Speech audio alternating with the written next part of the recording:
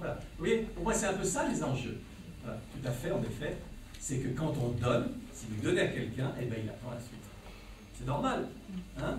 Moi, quand le compteur me sort des billets de banque, je dis, ah, tiens, ouais, chouette, continue. Hein? S'il ne me donne rien, ah, qu'est-ce qui se lâche, commence à agir, à penser. On va prendre 2 derniers commentaires, après on va revenir à vos attitudes. Oui, allez-y. Oui, allez-y. Je suis un peu d'accord avec Nathalie Méruguet aussi. Je pense tout à l'heure, effectivement, qu'on a été très actifs tout à l'heure et qu'on a effectivement beaucoup joué, enfin vous avez beaucoup joué avec nous. Là, on a un peu l'explication du pourquoi du jeu auquel on a participé tout à l'heure. En fait. Donc vous êtes satisfaite? Je commence à l'être. D'accord. Mais est-ce que vous voyez le problème pédagogique, la catastrophe pédagogique que je suis, en vous expliquant? Ou ça vous parle pas? Attends, on va laisser terminer. Oui, vous auriez sans doute aimé qu'on comprenne seul. Non, parce que vous admettez que je suis là, en faisant ça, en acceptant ça, je suis une catastrophe pédagogique. Ça veut dire que l'élève ne peut pas le faire par lui-même. Attendez, regardez bien. Regardez bien. Supposons qu'il y ait 2 choix. Vous pouvez faire soit faire quelque chose, vous, en tant qu'enseignant. Vous avez 2 possibilités. Faire que l'élève le trouve par lui-même, ou lui dire. Qu'est-ce que vous préférez dans l'absolu? Voilà. Donc c'est bien là que je suis une catastrophe pédagogique. Je n'ai pas réussi. Je finis de dire après. C'est bien là que je dis que si j'étais obligé de le dire et pour que ça se sache, c'est bien que j'étais nul sur le plan pédagogique. Vous êtes d'accord ou non? Non. Non, pourquoi pas? On va les terminer après, on passera à côté. Michel, Parce que vous avez juste 2 secondes, laissez-la finir après. Parce que vous avez été un guide. En 5 minutes, 5-10 minutes, vous nous avez expliqué ce qu'on a fait en 1 heure et demie tout à l'heure. Donc vous n'avez pas eu beaucoup de temps à passer dans votre explication pour qu'on comprenne bien ça. Alors, Platon appelle ça justement la méthode courte. Et il dit aux pédagogues, n'utilise jamais la méthode courte. Et j'ai trahi mon maître. Donc vraiment, je me sens très mal. Alors, oui, allez-y. Votre commentaire. Je pense que dans cette méthode courte, il y a les prémices d'une méthode longue, c'est-à-dire que l'auditoire qui ne réagit pas tout de suite se donne un temps de digestion de tout ce qu'il a reçu. Et le travail va se faire par lui-même, il ne se fera pas seulement par vous. On va le faire, mais il nous faut le temps de digérer l'information qui a été prise. D'accord. Est-ce que des fois, quand vous digérez, vous vous endormez un petit peu? Non, je perds en général, quelques informations. Non, quand vous digérez, vous avez mangé, là. Parce que des fois, vous, je ne sais pas, vous me direz oui, non. Quand vous digérez des fois, non, vous jamais. Alors c'est peut-être mon problème. Moi, j'ai un problème, c'est que quand je digère, je m'endors un peu. Et comme quoi, peut-être comme dit Descartes, c'est peut-être notre fonction corporelle qui fait qu'on projette sur les autres nos affaires. Vous avez de la chance, vous ne dormez pas, vous. Alors, on a un dernier commentaire, après je passe. Oui, il y a quelqu'un tout au fond. Oui, allez-y. Moi, je pense qu'on ne partait pas tous. Alors, un peu plus fort, oui. On partait pas tous avec le même bagage, avec les mêmes savoir, mais la même pratique aussi. Vous n'aviez pas un public, vous aviez un public hétérogène devant vous. Est-ce que je peux vous demander quelle est l'intention de votre prise de parole là? Non, c'est pas une blague, c'est un truc. C'est-à-dire que vous entendez quelque chose, j'entends, j'ai pas de problème pour comprendre ce que vous dites, mais, vous dites Platon, c'est-à-dire que la réalité d'un propos, c'est son intention. Je ne perçois pas l'intention de propos. Est-ce que vous pouvez me dire? Et ça, toujours, c'est une bonne pratique à faire, parce que en classe, pareil, on n'entend pas, ça peut arriver. Peut-être parce qu'on n'est pas attentif, on est fatigué, ou bien parce que c'est pas dit. Et, alors, je vous demande à vous, j'aurais pu demander à quelqu'un d'autre de le faire, mais si vous voulez le faire, quelle est l'intention de votre propos? On dit en une phrase, qu'est-ce que vous voulez faire là, en parlant? Oui. Vous remontez le moral, c'est ça? Non, pas du tout. C'était quoi? Allez-y. Pas du tout, c'est par rapport à ce qui vient de se dire, là, par rapport à votre intervention avant la pause. Moi, je pense je donnais ma manière de penser par rapport à ce qui s'était passé. Alors là, ce qui s'est passé. D'accord. Votre prénom c'est? Christine. Bien. Christine. Maintenant que nous sommes de vieux amis, je vais permettre une petite chose. Ça, c'est ce que j'appelle rebondir. C'est-à-dire, par rapport à ce qui s'est dit, j'ai ça à dire. Alors ça se voit tout le temps dans les débats, au quotidien, à la télé, à la maison. Nous, dans l'exercice philosophique, niet, fini. On fait plus ça. On ne parle pas parce que ça me fait penser à quelque chose. On ne parle pas parce que, tiens, un truc m'a traversé l'esprit. Elle a parlé de sa grand-mère, moi ça me rappelle la tarte aux pommes de ma grand-mère, la tarte aux pommes m'a rappelé, on attend beaucoup dans 3 minutes. Ouais, l'idée c'est que, là, il faut dire, j'ai l'intention de prouver quelque chose. Je veux donner un exemple. Je veux démontrer que c'est faux. Je veux analyser ce qui a été dit. Mais l'idée, ça m'a fait penser à où je voudrais rebondir. Alors, ça vaut ce que ça vaut. Je ne dis pas que c'est interdit. Non. Mais l'idée de mener un tel exercice, c'est que quand on prend, c'est ce que dans le texte là, qui est sur le site de l'UFM, savoir ce que l'on dit. Et d'ailleurs, c'est un exercice que je fais, c'est que parfois je fais l'exercice avant de parler, on doit dire pourquoi on va parler. Quel est le but? Donner un exemple, poser une question, donc ça apprend les catégories de la parole. Donner un exemple, poser une question, amener une contradiction, ou je ne sais quoi. Est-ce que vous sauriez dire, si vous ne pouvez pas, vous ne faites pas, dire quel était le but de votre prise de parole? Pour moi, on analysait ce qui s'était passé avant la pause et puis votre intervention là, après la pause. Et en fait, est-ce que vous avez dit le but ou non, vous ne l'avez pas dit? Non, je ne sais pas. Non, voilà. Hein, mais ça arrive tout le temps, n'inquiétez pas, c'est vous, c'est tout le temps. On s'aperçoit qu'en fait, on prend la parole parce que ça pousse, mais on ne sait pas pourquoi. Mais vous savez, je vais vous dire pourquoi, je vais expliquer une petite chose, parce que j'ai l'air sinon vraiment pas gentil. Mais vous savez, j'ai fait ces ouvrages, plein de philosophes. Hein, et je vais vous expliquer pourquoi. Ce que je vous demande de faire là, moi j'ai dû le faire pour écrire ça. Je vais vous expliquer pourquoi. Ces ouvrages-là, il y en a 8 dans la série, puis aux enfants. Et vivre ensemble, c'est quoi? Le bien et le mal, c'est quoi? Vivre, c'est quoi? Enfin bon, vous pouvez les regarder après. Comment sont construits ces livres? Ils sont construits, là j'ai suivi un autre philosophe qui s'appelle Spinoza, qui parle du more geometrico, du mode géométrique. Il dit que la pensée avant tout, c'est une mise en forme. Et d'ailleurs, lui utilise carrément, il y a des théorèmes, il y a des démonstrations, il y a des corollaires, il utilise vraiment la forme géométrique. J'ai fait un petit peu pareil, je l'ai fait, mais quand même. Chaque thème, par exemple, vivre ensemble, c'est quoi, est articulé autour de 6 questions fondamentales. Sont derrière. Par exemple, vivre ensemble, c'est quoi? C'est sommes-nous tous égaux? Peux-tu toujours être d'accord avec les autres? Aimerais-tu vivre tout seul? Es-tu toujours obligé de respecter les autres? Sommes-nous tous obligés de travailler? A-t-on toujours besoin d'un chef et de règles pour vivre ensemble? J'ai dû mettre 6 questions. Je vous assure que j'en aurais plutôt mis 50 que 6. De par la nature de mes études et de mon travail, j'en avais plein. Et j'avais envie d'en mettre plus. Eh bien non. Par la contrainte éditoriale, qui en ce cas est tout à fait intéressante, c'était 6. Donc j'ai dû éliminer, arriver à 6 réponses. Mais pour faire ça, pour déterminer ces 6 réponses-là, j'ai dû faire tout un travail de savoir pourquoi celle-ci et pas celle-là. Et puis j'avais pas le droit à dire, ah ben un petit peu c'est non. Pourquoi celle-ci et pas celle-là? Pourquoi celle-là et pas une autre? Pourquoi, imaginez la 7e, là, j'en avais 7, il y en avait une que je devais éliminer. Vous vous rendez compte un peu? Comme un parent qui veut dire, j'ai 4 enfants, j'en ai même que 3 en vacances. C'est terrible, c'est horrible. Mais c'est ça notre travail. Mais je vous comprends, j'ai le même problème. Voyez-vous? Alors, 6 questions. Ensuite, chaque question, il fallait mettre 5 ou 6 hypothèses de réponse. Voilà. Par exemple, es-tu toujours obligé de respecter les autres? Question. Réponse. Je respecte seulement ceux qui me respectent. Classique, hein? Pareil, j'ai dû trouver que 5 ou 6 réponses. Je n'avais pas le droit à plus. Pareil, vous vous rendez compte le drame, hein, du papa que je suis, d'éliminer ces idées. C'est inhumain. Mais ensuite, il fallait problématiser. Alors oui, mais il y a un oui, mais. Et s'ils attendent aussi que tu les respectes ou te respecter? Hein, il y a le problème d'inverser. Et avons-nous tous la même idée du respect? Par exemple, quand je fais des petits tours de passe-passe à quelqu'un, pour moi c'est respecter. C'est montrer qu'il peut penser. Il me pense, dis donc, tu ne respectes pas, etc. Tu ne me laisses pas parler. Hein? Et que vaut ton respect? Alors, et que vaut ton respect s'il dépend du respect des autres? Quel genre de respectueux es-tu? Si toi, quand pour respecter, il faut d'abord que les autres respectent. Qu'est-ce que c'est que ça comme respect? Ça s'appelle de l'imitation. Voilà, hein? Donc pour chaque phrase, chaque réponse, voilà. Mais c'est pareil. Là, pour problématiser, j'avais, je sais combien d'auteurs qui me venaient à l'esprit, qui auraient posé d'autres types de problèmes à ça. Donc j'ai dû éliminer.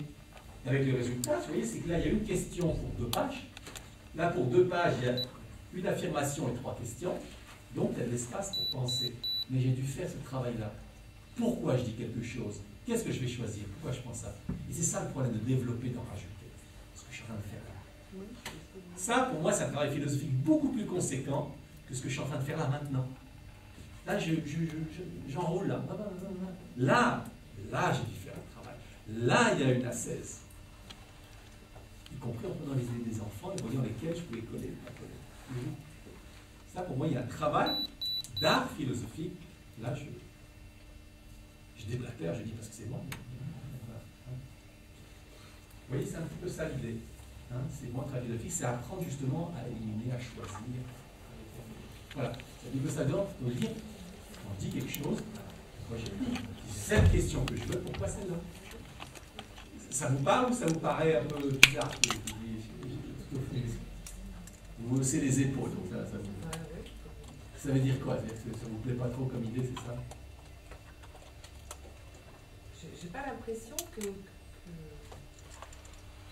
vous entendiez vraiment comment on peut dire quand Vous pouvez parler plus fort, j'entends pas bien. J'ai pas l'impression que vous entendiez vraiment. Enfin, on veut dire, enfin, moi ce que j'ai voulu dire. Oui, mais justement, je vous ai demandé qu'est-ce que vous voulez dire. Alors allons-y. Donc j'ai peut-être mal exprimé ma pensée. Ben oui, mais si c'est vous l'avez mal exprimé, alors moi on peut plus me le reprocher. Vous voyez, de deux. Est-ce que quelqu'un, ça va faire l'exercice que j'ai beaucoup fait, vous avez le droit de mettre en cause en disant trop 1, comme en classe, madame, vous n'avez pas compris. Eh ben, je fais une chose très simple dans ces cas-là, je vous montre un petit truc, je vais demander qui a compris, et puis on va voir, peut-être quelqu'un aura compris, et vous direz si c'est ça. Qui, votre prénom c'est Christine. Qui a compris ce que Christine voulait dire? Qui l'a compris et pourrait le dire? Levez la main. Ah voilà, c'est bon. C'est bon. Alors vous allez le dire, et ensuite Christine a dit c'est bien ça. Alors allez-y. Je pense que Christine a essayé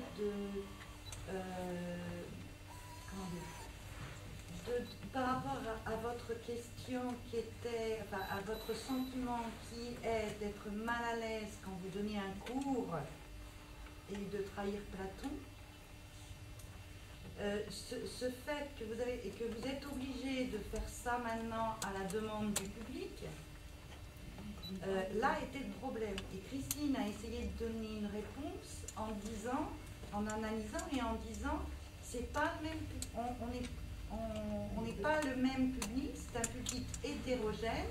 Il y en a qui ont compris votre manière de faire dans la première partie, mais il y en a d'autres qui ont besoin. Ce sont des enseignants, donc ils ont besoin de recevoir un cours. D'accord. Christine, est-ce qu'en gros, elle a bien capturé votre pensée? Est-ce qu'en gros, vous prenez ou vous ne prenez pas votre histoire? Je prends. Voilà, vous lui dites merci. Voilà. Nous aussi, on lui dit merci, affaire réglée. En effet, là, j'ai eu la peine de devenir intelligent, je comprenais. D'accord? Merci, voilà, c'est quelque chose de très simple. Hein? Voilà, histoire de petits trucs qu'on utilise. On n'est pas obligé de toujours se comprendre. Parfois même d'autres pourraient être, je n'aurais pu l'avoir pas compris. Donc l'idée, c'est que chacun est le garant que tout le monde se comprenne. Voilà. Ça va mieux? Voilà, hein, magnifique, ça sert à ça les autres. Bien, donc j'ai compétences, je vais essayer de vous la donner rapidement. Ceci dit, entre parenthèses, j'ai un site internet où je parle aussi de ces choses-là si vous voulez lire. Bon, je fais un peu rapidement. Ceux qui veulent lire, vous faites Brénifier, donc c'est mon nom, hein. B-R-E-N-I-F-I-E-R. Brénifier, trait d'union, philosophé, .fr.st. Regardez. Et d'ailleurs, n'hésitez pas à m'écrire si vous avez après des choses à demander ou à dire. Il y avait une question là, c'est pratique? J'essaie de vous dire, parce que le temps avance. Vous voyez, j'ai des soucis du futur. S'il y a une question qui regarde en bas, dites-le à votre tour, on n'entend pas bien, j'entends des... Quelqu'un n'a pas entendu? On hésitait entre SP ou ST. Ah, vous voyez à quoi ça sert la parole pour tout le monde, merci. Donc c'est Sophie Thérèse. Voilà. Entre parenthèses, là, ce qu'elle vient de faire, comment vous appelez-vous? Paul. Paul, vous voyez, j'essaie aussi en classe de dire, il y a des moments où d'un coup, il y a un problème, on le dit à tout le monde. Oui, parce que peut-être qu'en effet, d'autres ont le même problème, ils ne l'ont pas dit. Donc toujours de dire, un problème mérite d'être valorisé. Voilà. Merci pour ce beau problème. C'est Sophie Thérèse. Voilà. Hein? Mais c'est l'idée, parce que sinon, qu'est-ce qui se passe? L'élève se cache quand il a un problème. Il va voir le voisin, la voisine, ou personne. Et combien d'élèves, je l'ai vu en philosophie particulièrement, ont ces problèmes qui véhiculent depuis je ne sais combien de temps, mais c'est devenu inavouable. Et ça me paraît, j'ai ce petit bouquin enseigné par le débat, où j'ai une petite partie où j'explique qu'il faut valoriser le problème. Le problème, c'est notre temps, c'est notre substance, c'est là que ça se passe, dans le problème. Voilà. Donc il faut déconnoter, hein, pour rendre une valeur positive avec le problème. Bien. Je passe donc, oui, allez-y. Juste une question. Alors, il va falloir parler fort, moi je suis un peu vieux et dur d'oreille, oui. Une question, c'est est-ce que cette philosophie telle que vous la préconisez aujourd'hui, est-ce qu'elle s'enseigne? Est-ce qu'elle s'enseigne? Est-ce qu'elle peut s'enseigner? J'ai cru que c'était ce que j'étais en train de faire, mais bon. Là, vous me vexez, là. Oui, vite. Parce que si elle s'enseigne, d'accord, on est peut-être dans... là, on va être dans des compétences. Qu'est-ce qui va être attendu chez l'élève? Parce que, tel que vous nous la faites vivre, si nous la vivons, enfin vivre ou mourir, je ne sais plus, je nage entre vivre et mourir, mais si on la fait vivre à nos élèves, l'interprétation devient quelque chose de personnel et de singulière, là. Et alors? Il y a eu le problème. Mon problème, c'est que dans enseigner, on attend peut-être une connaissance. Voilà, redites-le, c'est joli ça. Qu'est-ce qu'on attend dans enseigner en général, oui? Une connaissance collective, quelque chose de... Oui. Et vous voyez, ce collectif-là, il va être différent. Je vais vous donner un exemple. Là, entre parenthèses, autre exemple d'ouvrage que je fais, carrément plus scolaire, c'est la CEDRAP. C'est dans Un nous le français, je pense. Il y en a qui connaissent, s'il veut la main. Bon, pas beaucoup. Dans nous le français, j'ai fait CE1 et CE2 pour l'instant, qui sort là ce mois-ci. Je vais faire C1, CE2 l'année prochaine. Qu'est-ce qu'on a fait? Pour vous montrer un peu sur ce problème-là, pour aider. Parce que là, ce que j'ai fait, on peut dire, tiens, il nous a fait tourner la tête, mais je n'ai pas très bien vu ce qu'il a fabriqué. Donc là, l'idée, c'est quoi? C'est qu'il y a donc le livre de français habituel, c'est pas moi qui l'ai fait, j'y connais rien, avec des textes choisis, la grammaire, le vocabulaire, bon, vous connaissez mieux que moi. Mais on m'a demandé comment tu peux introduire, ils m'ont dit comment tu peux introduire la philosophie. Alors, qu'est-ce que je fais? Après chaque texte, donc ça c'est pour le CE1, après chaque texte, j'ai fait ce qui s'appelle le petit atelier de philosophie. Alors là, c'est 7 questions sur chaque texte, en partant de questions d'abord proches du texte qui s'éloignent de plus en plus. Donc ça prolonge le cours de français, ça prolonge les questions posées, mais en éloignant, en universalisant le souci du texte. Pour l'élève, il n'y a que ça, 7 questions, petit atelier de philosophie. Mais dans le livre du maître, j'ai fait un peu plus. Dans le livre du maître, je fais pour chaque texte, je donne les enjeux philosophiques, c'est-à-dire je décode ce que je vois moi comme enjeu philosophique dans le texte. Alors, on m'en avait donné 27 textes, ils m'ont dit fais 27, et sur 25, en gros, ils m'ont dit t'en fais ce que tu peux, et sur 25, j'ai pu en effet trouver des enjeux philosophiques, comme quoi, je les ai montré, on veut philosopher en gros à partir de n'importe quoi. Comme Socrate le faisait à partir de boue, à partir de la boue, on peut penser. Donc, les enjeux philosophiques. Ensuite, comment mener la discussion et les difficultés qu'on peut rencontrer. Et alors, ça, c'est là qui est bon, plus nouveau, j'essaie de faire. Ce sont des exercices philosophiques. À chaque fois, il y a un exercice particulier. Par exemple, ici, il faut évaluer l'argument. Par exemple. Et c'est un exercice d'évaluation d'argument. Par exemple, j'ai mangé parce que mon copain avait du chocolat. Est-ce que c'est un bon argument ou pas? J'ai mangé parce que la cloche a sonné. J'ai mangé parce que ma mère me l'a dit. Donc, à chaque fois, entre parenthèses, on peut répondre oui ou non. Pour ceux qui ça je le dis bien parce qu'on peut avoir une réponse sur là, mais dans tous ces cas de figure, on peut répondre oui ou non, mais l'idée c'est d'évaluer et les arguments sont donc là. Autre exemple. Que signifient pour toi les phrases ci-dessous? Parce que c'est un texte sur des proverbes, j'ai pris 10 proverbes qu'il faut interpréter. Que signifient pour toi ces phrases? Et ensuite, pareil, discussion pour analyser, comparer les interprétations, comme on l'a fait plus tôt ici. Ensuite, ici, il y avait quelque chose, une histoire naturelle, il y a beaucoup de comparaisons avec les animaux. Donc, quel est l'animal qui convient ici? Rapide comme, malin comme, courageux. Il faut produire un animal et justifier pourquoi cet animal-là conviendrait là. Et pareil, on peut discuter en classe. Il y a des exercices logiques. Il y a des distinctions conceptuelles. Ici, il faut mettre inventer, découvrir, expliquer pourquoi. Un autre, de quelle manière aimes-tu tes parents, ton meilleur copain, ta soeur ou ton frère? Il faut distinguer différentes manières d'aimer. Alors, vous allez voir que les choses font écho, des choses que vous faites peut-être déjà en français, mais simplement, il s'agit plus d'aller plus loin et surtout de justifier, de les argumenter, de les comparer. Voilà. Donc, il y a comme ça 25 exercices différents. L'homme et l'animal se ressemblent-ils sur les points suivants? Manger avec les mains, s'exprimer, marcher à 4 pattes. Hein. Et à chaque fois, c'est que ça prolonge, ça parle de ça parce que dans le texte, il y a quelque chose qui avait rapport à ça. Voilà. Donc ça existe maintenant pour CE1 et CE2. Le manuel de CE2 est sorti hier. Il y a des CE1 là, vous pouvez les regarder. Voilà. Donc là, j'essaie de donner des outils pour faire travailler spécifiquement les compétences. Parce que sinon, quel est le danger? Le danger, c'est d'en venir, ah ben écoutez, il y a une discussion, chacun dit ce qu'il a envie de dire, et voilà. Et ça, pour moi, il y a deux écueils. Hein. Il y a le carré des syllabes de la discussion philosophique. Le caride, c'est je sais, écoutez-moi, et quand je pose des questions, la réponse, on la voit venir, on pose une maison. Et à l'autre extrême, il y a chacun raconte ce qu'il a envie de raconter. Alors, quoi de neuf, pourquoi pas, hein, on peut faire ça. Mais on n'est pas dans l'exercice philosophique, on est là, on va analyser, on va argumenter, voilà. Hein, donc, très important, c'est que de travailler les compétences, c'est là l'idée. Et entre parenthèses, ces exercices, je suis en train de réfléchir à comment on peut aussi les utiliser pour évaluer après les compétences philosophiques que je sais pas si ça vous parle ou pas, mais c'est quand même quelque chose qui me travaille. Pourquoi? Au début, je ne voulais pas, et puis j'ai trop vu de discussions qui sont de simples discussions, mais qui se veulent philosophiques. Et moi, ça ne me convient pas. Je sais pas pour qui ça convient, mais bon, moi personnellement, là, très subjectivement, ça ne me convient pas. Je pense que philosopher, il y a une invitation au méta, au conceptuel, c'est pas suffisant de dire qu'on s'est exprimé, on a échangé, on a parlé de la vie, de l'amour, de la mort. Pour moi, ça ne suffit pas pour que ce soit philosophique. Voilà, bon. Je pense, ce que ça vaut. Bien, donc voilà des outils. Voilà. Et je voulais rapidement, avant de jouer, excuse-moi. Alors, si vous voulez dire quelque chose là-dessus, allez-y. Vous voulez soulever quelque chose? Oui. Ah bon, c'était privé, d'accord. Alors, rapidement, je donne les attitudes. Parce que vous avez remarqué qu'en même temps que de travailler sur des compétences, un savoir-faire, je travaille aussi sur un savoir-être, voire un savoir vivre ensemble. Hein, quelqu'un me parlait tout à l'heure qu'on était bien rapporté sur la citoyenneté, tout à fait.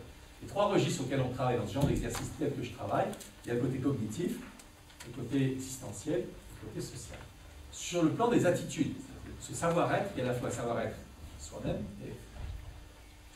un des premiers, c'est l'étonnement. Pourquoi je suis sans cesse à chercher des problèmes? Il faut s'étonner. Celui qui ne s'étonne pas, c'est terrible, je veux dire, celui qui ne s'étonne pas ne pense pas. Si on ne s'étonne pas, on ne pense pas. La pensée passe nécessairement par l'étonnement. C'est dans la thématique ou la n'importe quoi. Si tout d'un coup, tout est comme d'habitude, je ne pense pas, c'est la routine. Ah, c'est la maîtresse encore une fois, elle va faire maintenant. Étonner. Donc susciter l'étonnement, hein, pour moi, c'est au cœur du philosophe. Alors, pourquoi je dis ça? Parce qu'aujourd'hui, un élève dit quelque chose, l'autre dit autre chose, dit alors, tiens, il n'est pas d'accord avec toi, qu'est-ce que tu en penses? Oh ben oui, c'est son opinion. Alors, pour moi, ça, c'est la mort de la pensée. Non, il ne pense pas comme toi. Mais enfin, c'est pas énorme ce qu'il dit. Toi, tu dis que l'être humain est bon, lui dit que l'être humain est mauvais. Enfin, c'est énorme ce truc, tu ne te rends pas compte. Ben, voilà, c'est de dramatiser, créer des enjeux, parce que sinon on ne va pas de comptable. Donc, s'étonner, paraît fondamental. Deuxième chose, c'est l'ignorance. L'ignorance acquise dont j'ai parlé. Attitude fondamentale. Si je sais, alors je ne vois pas très bien, enfin, ça n'interdit pas de savoir, mais le mettre en filigrane, le mettre en arrière-plan, prendre le risque. D'ailleurs, qu'est-ce qui est intéressant? Moi, j'adore faire les débats philosophiques avec les enfants, en maternelle. Pourquoi? Ben, c'est de rentrer dans quelque chose d'inattendu et de voir où ça va nous mener. C'est pas uniquement dire, oh, comme c'est mignon, non. Voyons voir d'où ça vient, où ça va. Donc, pour ça, il faut être ignorant. Parce que si je sais, alors ça s'arrête là. Je vais lui dire, mais je ne l'ai plus. Et ça, c'est la démarche socratique. Ah, tu dis ça. Tu dis que le bien, c'est d'aider l'autre. Je te prends par la main, allons voir où ça nous mène. Allons voir quel problème on va développer. Voilà, hein? Donc, s'étonner. Autre chose, c'est l'authenticité. Dis ce que tu as à dire. Tu es le seul à le dire, dis-le quand même. On verra bien. Il y en a un deuxième temps. Authenticité, c'est aussi être capable de dire, là, ce que j'ai dit, ça ne va pas. Je le pense, autant le dire. On va essayer de se cacher en disant oui, mais ta. Parce que souvent, quand on veut expliquer, on remarque à tel point le verbe expliquer sert à cacher. Les mots qui servent à cacher les choses. Hein? Et c'est de faire dire aux choses qu'elles disent. C'est pour ça, c'est important d'analyser la parole. Hein? Donc, authenticité. Accepter de se confronter à l'autre, comme dans un art martial. On se confronte à l'autre. Hein? Pas de problème. C'est Platon qui dit cette image, de Socrate. Il dit, enlève ta chemise, viens pour le corps à corps. Hein, de toute façon qu'il utilise texto. Hein, enlève ta chemise, viens pour le corps. Accepter de se confronter. Mais en même temps, accepter une sympathie avec l'autre. Comme en art martial, on salue l'autre, on le respecte, parce que sinon on ne va pas se confronter, on va s'empoigner, on va... Hein, voilà. Et ça demande justement... J'ai travaillé à Nanterre plusieurs années, où il y avait des élèves en grosse difficulté, hein, le primaire, et les élèves, ils s'insultaient. Moi, je n'interdisais pas l'insulte. Je disais, bon, tu l'as traité de fou, je ne sais pas quoi. Maintenant, tu me donnais la preuve. On veut la preuve. Et la classe, et au début, ça a fait très bizarre. Hein, tu veux dire qu'il a assez? On écoute la preuve. Et la classe se faisait en jury pour déterminer si l'épreuve était recevable ou pas. Alors, ils ont regardé à côté jeu, à côté ludique, parce qu'on dit, voilà, c'est dangereux. Non, à côté ludique. Dire, voilà, on va voir, on va examiner. Et je garantis encore une chose, c'est que les insultes, ça arrête. Ça arrête. Parce qu'ils sont des élèves qui se balancent des trucs, mais d'un coup, j'ai envie d'un truc rigolo. Tiens, j'étais en SECPA en 93. J'étais en SECPA, ouais. Et puis les élèves, c'est ce truc typique. Il y en a un qui disait un truc, il n'avait même pas fini, il y avait 3 déjà qui réagissaient. Alors, je dis, pourquoi, plutôt que de dire ouais, pourquoi tu dis pas ah, tu m'intéresses, puis pendant ce temps, tu donnes le temps de réfléchir, de trouver un bon argument après pour le contrer. Et alors, j'ai dit ça comme ça. Ouais. Et alors, le prof, après, je reviens le mois suivant, j'ai dit une fois par mois, il dit, mais ils ont pas, dans tout le mois, c'est ah, tu m'intéresses. Parce que ça vaut, c'est idiot. Mais l'idée, c'est ça, c'est de tenter de les sortir de cette espèce de pulsion, d'urgence, voilà. Qui voient à la télé. Ils le voient. Ils voient, c'est ça le débat. Bon, parfois, je tourne la télé. Il y a des gens, ils auraient quelque chose d'intéressant à dire, mais ils parlent maintenant. Mais je ne comprends pas, déjà, 1, j'ai du mal, 2 et 3, c'est possible. Donc, voilà, en gros, les attitudes, c'est ça. Maintenant, ce n'est pas une attitude morale, moi, je ne suis pas professeur d'éthique. C'est comme le prof du judo. C'est parce que pour pouvoir combattre, il faut faire ça. Pour pouvoir penser, il faut s'étonner. Il faut s'être ignorant. Il faut se confronter à l'autre, tout ça. Ça n'a rien à voir. Alors, je ne dis pas que ça n'a pas de connotation, ça ne peut pas avoir des échos morales ou éthiques. Mais surtout, c'est les conditions qu'on pense. Et je le joue comme ça. Hein? C'est-à-dire quand il y a un problème, on dit tiens, qu'est-ce qui se passe, hein? Voilà, qu'est-ce qui se passe. Et donc on invite les autres à discuter le problème. C'est-à-dire que le sujet fait partie du sujet. Vous savez que Lacan critiquait les philosophes en les parlant de philosophes. Très bon. Pas Lacan. Pourquoi? Parce que le philosophe prétend soudain coup qu'il n'y a plus de sujet qui pense. Il parle comme ça, il dit des vérités universelles, il n'y a plus de sujet. Là, il dit philosophe parce qu'il veut cacher le fait qu'il y a un sujet. Et c'est pareil, le sujet, celui qui pense, fait partie du sujet. On ne peut pas l'ignorer. C'est pour ça que quand on est Socrate dit à Philèbe, ah, le problème, toi, Philèbe, c'est que tu es fatigué. Pourquoi? Parce qu'il ne veut pas aller plus loin. Ce n'est pas la peine de dire, c'est de reconnaître, il y a un problème, tu es fatigué. Voilà. Bien. Voilà en gros les. Voilà. Je ne sais pas si j'ai métacognitivé ou pas, mais voilà en gros les 2 axes sur lesquels je travaille, sur les compétences. Est-ce qu'il y a une question ou un commentaire à cette affaire-là, y compris, j'aimerais bien, si vous pouvez, en peu de temps qu'il vous reste, si vous prenez la parole, dire en quoi ça vous parle par rapport à l'école, hein, malgré tout. Et entre parenthèses, s'il y en a qui m'ont demandé dans la pause, mais s'il y en a qui sont intéressés à faire quelque chose dans leur école ou dans un cadre divers, n'hésitez pas. Je donnerai ma carte, j'en ai là si vous voulez. Moi, je fais que ça, c'est me balader à droite à gauche. Hein, donc n'hésitez pas à me poser des questions là-dessus. Sinon, est-ce qu'il y a une question ou un commentaire? Alors, on va juste attendre un petit peu, vous allez la poser là. Quelqu'un, il n'y a pas de micro, est-ce que vous demandez encore 10 minutes d'effort? Attendez, parce qu'il y a 10 minutes, on n'a pas de micro, on ne va pas l'entendre sinon. Allez-y. Je voudrais savoir, bon, je n'ai fait de débat philosophique dans ma classe. Est-ce que, tout à l'heure, je me suis sentie en difficulté lorsque tous les regards et toutes les étaient sur moi. Et je me demande si dans une classe, il y a forcément des élèves qui sont un peu moins en réserve. Est-ce que ce sont des conditions où ils peuvent tous s'exprimer, où ils arrivent tous, pas forcément aux premières séances, mais sur l'ensemble de l'année, est-ce que tous les enfants arrivent à rentrer dans le débat et oser se confronter, même dans le respect, mais oser dire, bah, moi je pense ça, même si je suis tout seul à le penser. Est-ce que vous avez pu voir cette prise de position pour tous les enfants? Oui, alors de toute façon, à partir du moment où je pense que ça ne vaut pas pour n'importe quelle pratique de discussion, à partir du moment où vous instaurez une pratique de discussion, je pense que quoi que ce soit que vous fassiez, de toute façon, les élèves vont s'y risquer. Ça, je peux le dire, pas pour moi, mais de ce que j'ai vu à terme. Pourquoi? Parce que tout d'un coup, c'est quelque chose qui devient habituel. Donc, certains plus rapidement, d'autres plus lentement, et je vous soulève que pour certains, ce n'est pas ça le problème, c'est de leur apprendre à se taire. Ça, je tiens à le dire, parce que moi, je ne suis pas là pour vous exprimer. Certains, et c'est le plus dur, c'est pas pour faire parler les élèves qui ne parlent pas, c'est pour faire ne pas parler les élèves qui parlent. Ça, c'est plus ça le problème pour moi que l'inverse. Bon, ça. Mais sinon, ce qui est intéressant, quand je travaille régulièrement dans ces landais, ce n'est pas les mêmes qui parlent. Parce que les attendus de parole ne sont pas les mêmes. Mais en gros, à partir du moment où vous banalisez une pratique, il n'y a pas de raison. Alors, je ne dis pas qu'il n'y a pas toujours le cas. Et pour l'anecdote, ils ont mis là, en Bretagne, j'ai travaillé en UPI. Je découvrais, alors je dis mieux que moi. Donc il y avait des Mongoliens légers, et on a fait des discussions, et en gros, tout le monde s'est risqué. Une chose que je fais, c'est le quart d'heure des silencieux. Supposons que, bon là, on ne va pas le faire, mais là, ce qu'on ferait maintenant, c'est qu'on en a tous ceux qui vont parler, bah, voilà, quels commentaires ils ont à faire. Et alors, c'est sidérant, parce que souvent, ceux qui n'ont rien dit tout le débat, c'est souvent eux qui ont les commentaires les plus porteurs. Et si on n'allait pas leur demander, ils ne feraient pas. Alors, moi, on peut dire, je ne veux pas parler. Mais en disant ça, on a parlé. Donc ça suffit. Ça a cassé le mur du silence. Un élève qui se crée autour de lui-même. Voilà. Maintenant, il y a toujours un élève qui a un problème. Non, pas quoi. En général, je suis plutôt pour dédramatiser la parole, plutôt que de dire, attendez, vous savez, il y a deux manières de traiter les craintes des élèves. Soit les protéger en disant, d'accord, vous parlez si vous voulez, ou une autre manière en disant, attends, qu'est-ce qu'il y a à perdre? Voilà. Un enfant tombe, vous pouvez soit le ramasser, il va peut-être tomber, tiens, c'est rigolo. Je fais le deuxième étape. Il faut faire ce qu'on sent à l'aise de faire. Ça répond à votre question? Oui, comment j'entends pas? Oui, non? Vous savez pas. Ah bah, donc, si vous ne savez pas, est-ce que ça y répond? Facile.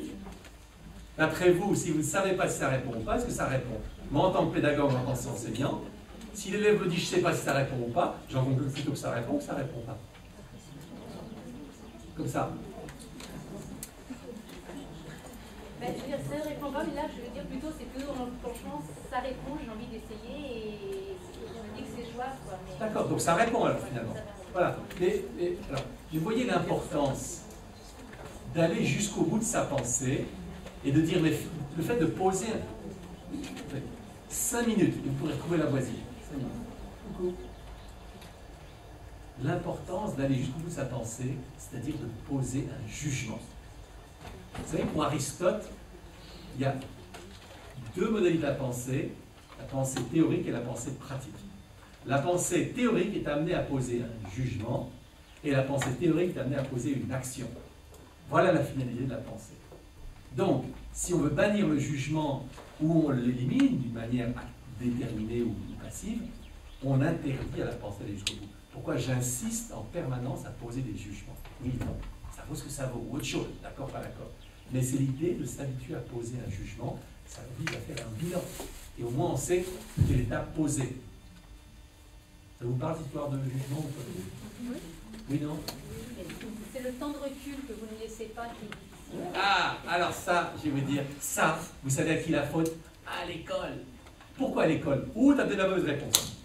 Non, nous on adore les mauvaises réponses. Ah, donne-moi une réponse vite, réfléchis pas, donne ta réponse. Pourquoi? Parce qu'on s'en fiche de la réponse. Ce qui nous intéresse, c'est le travail qu'on va faire avec. J'adore les mauvaises réponses. Donc réfléchis pas trop. Celui qui réfléchit trop, il s'embourbe lui-même. Je dis, mais donne ta réponse, on verra après. Et après, on va dire, waouh, joli problème. Mais on est de là. Un des handicaps que je vois sans cesse, c'est il faut que je donne.